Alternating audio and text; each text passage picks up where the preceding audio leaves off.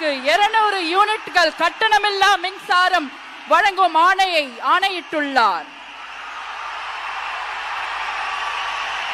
மாண்புமிகு தமிழ்நாடு முதலமைச்சர் அவர்கள் பெண்களின் பாதுகாப்பினை மேம்படுத்தும் பொருட்டு தடுப்பு மற்றும் பாதுகாப்பு யுத்திகளை முதன்மை மற்றும் ஒற்றை இலக்கை கொண்டு செயல்பட சிங்கப்பெண் சிறப்பு அதிரடி படையை உருவாக்குவதற்கு ஆணையிட்டுள்ளார்.